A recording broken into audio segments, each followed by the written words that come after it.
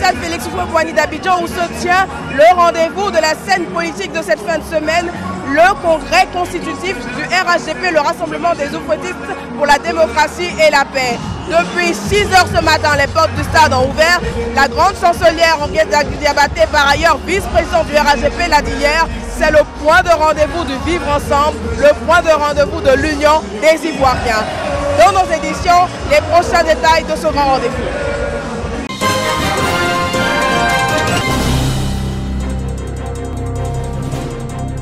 La coopération entre la Côte d'Ivoire et la Chine pour l'année 2019 se renforce. Les acteurs de développement de cette coopération ont été célébrés par l'ambassade de Chine. Aujourd'hui, nous travaillons sur beaucoup de projets avec les entreprises chinoises. Je veux citer par exemple la construction du stade olympique des Bempé, qui fait partie des infrastructures pour la Coupe d'Afrique des Nations que la Côte d'Ivoire organisera dans les prochaines années. Je veux citer aussi par exemple le bitumage de la route Agboville-Rubino-Séchi, le bitumage de la route Odienec-Béléban ou encore la prolongation de l'autoroute du Nord sur le tronçon Siébissou-Boaké. En Côte d'Ivoire, la coopération entre les deux États porte des fruits tels que la réalisation de plusieurs infrastructures. En 2019, nous aurons plusieurs nouveaux projets qui vont démarrer. Par exemple, le 4e pont d'Abidjan, par exemple, le pont à Auban sur la baie de Cocody à Abidjan. Et puis, nous aurons plusieurs ouvrages qui seront livrés à la partie ivoirienne. Par exemple, l'extension du port autonome d'Abidjan, le projet du stade olympique des Bempé, le projet du lycée d'excellence de Grand Bassam. Tous ces projets-là seront livrés à la partie ivoirienne cette année.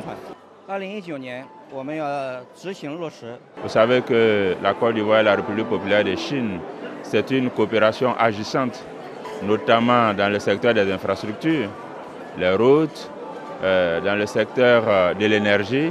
On se rappelle la construction de l'important barrage de Soubré, mais également dans tous les autres domaines, en particulier celui de la culture. Prochain fruit de cette coopération, un hôpital de haut standing dans la capitale économique.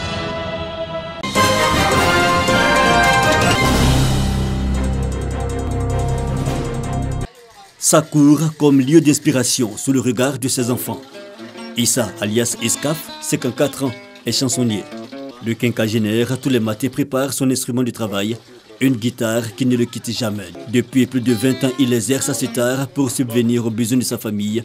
Aujourd'hui, c'est une longue journée qui commence pour lui. Direction Ndotri, son lieu de travail.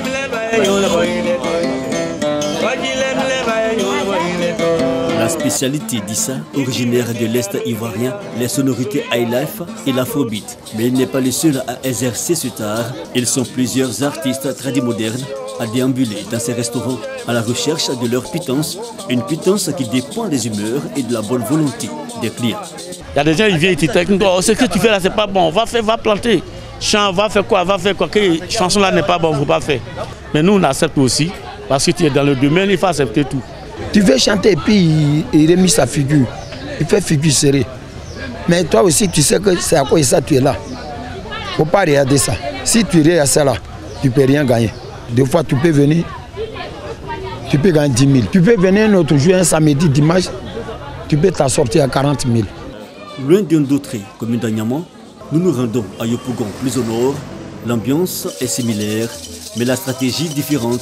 Les artistes occupent ici un endroit fixe avec des instruments rudimentaires, tambour et grelot. Le principe pourtant ne change pas, c'est le client qui paie. Nous, on ne se déplace pas. Voilà, on ne passe pas par table. On est assis, tu veux, tu nous donnes quelque chose et puis on commence le show.